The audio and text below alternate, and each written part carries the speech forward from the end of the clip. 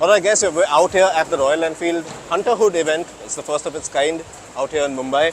And we are here to welcome the updated Hunter for 2025. Now a couple of changes with this model, mostly aesthetic, and a couple of functional features as well. So starting from the front, let's start off with the colors, because as you can see to my right, you have these two models, these two motorcycles which pretty much replicate the color schemes that we've seen before.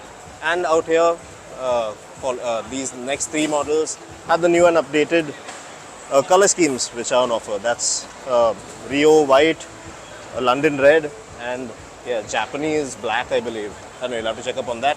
So let's check out what's new with this motorcycle. So first up, there are the prices. Now it starts off from 1,50,000 rupees ex-showroom, which is the same as the base model from before.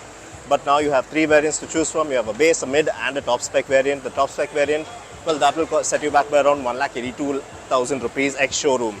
Now that model, the top spec variant comes standard fit now with a tripper pod, which we've already seen before, but now it's standard fitment on this one. Then you also have a fast charger USB port with the new model. The engine, well, that stays the same. You still have the 349cc single air-cooled engine, around 20.4 PS of max power, 25 to 27 Nm of max torque.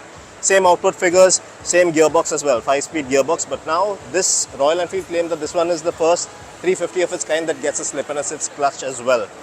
Now the seat, now this is a real concern for me, because the earlier model, well, the seat, I wasn't a big fan of that one. You kept sliding in front.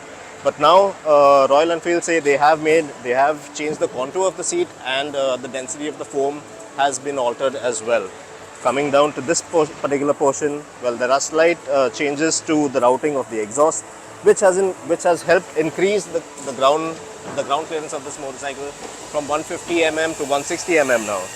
And yes, the final change of this motorcycle has to be the springs, which are now progressive springs from the older model.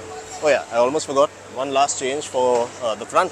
Well, as you can see, we don't have the key, so we can't really turn it on and show you. But yeah, that is a very familiar LED headlight unit, which has been borrowed from the bigger 650s in the Royal Enfield lineup. So that in a nutshell is what this new updated Royal Enfield Hunter is all about, the 350. Do let us know in the comments what you think about it.